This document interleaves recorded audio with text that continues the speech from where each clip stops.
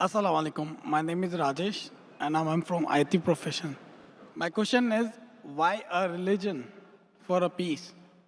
Why a religion? Yeah, why do we need a religion? Like Islam, you're preaching Islam. Brother asked a very good question. That why do you need a religion? Like Islam or any other religion? Brother, if you understand what is the meaning of religion? Religion, according to Oxford Dictionary, means a belief in a superhuman controlling power, a personal god or gods that deserve worship.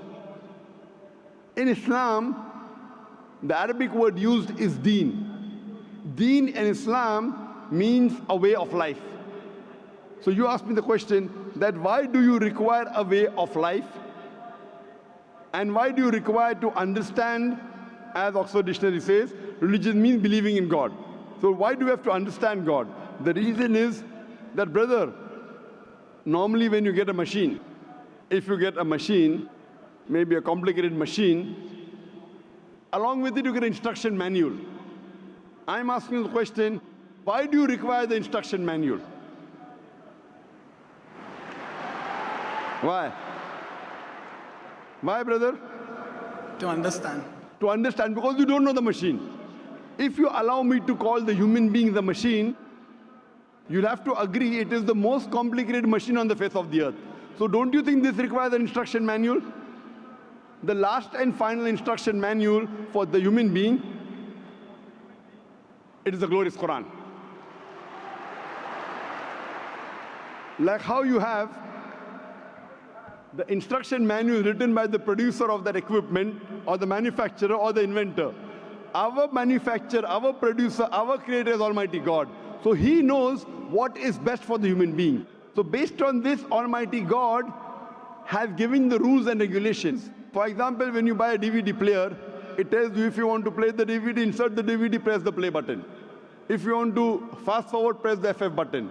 If you want to skip, press the skip button. If you want to stop, press the stop button. Don't drop it from a height, it will get damaged.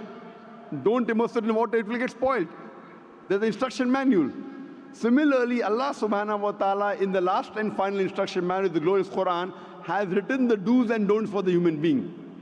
And Almighty God has only sent one religion. Allah says clearly in the Quran, in Surah Al-Imran, chapter 3, verse number 19, Inna dina indallahi al-Islam.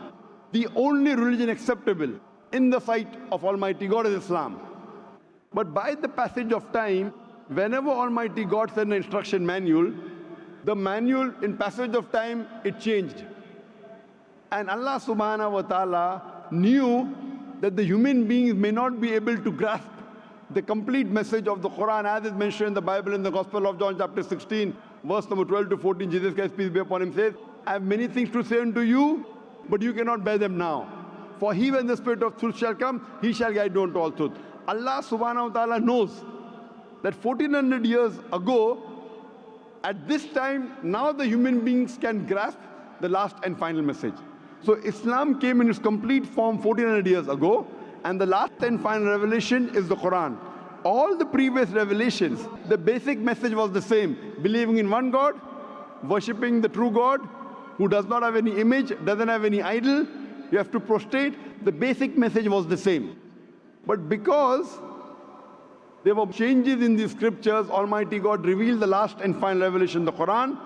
And Allah says in the Quran in Surah Hijr chapter 15 verse number 9 that I have revealed the Quran and I will guard from corruption. Now because this is the last and final revelation, Allah takes it upon himself that he will guard it from any corruption. So that's the reason today all the human beings in the world should follow the last and final messenger, Prophet Muhammad, peace be upon him, and last and final message, the glorious Quran. All the scriptures that came before, since they were time bound, they were meant only for a particular group of people. They were not meant for the whole of humanity. And the message was supposed to be followed till the new message came. Allah didn't require to preserve that message. When the last and final revelation was revealed, and since no other revelation is going to come, Allah takes it upon himself to preserve it. And it's not only meant for the Muslims or the Arabs, it's meant for the whole of humanity, irrespective whether you're staying in Dubai, India, Pakistan, Saudi Arabia, America, UK, Canada, all the human beings in the world should follow the last and final revelation and the last and final messenger, Prophet Muhammad, peace be upon him.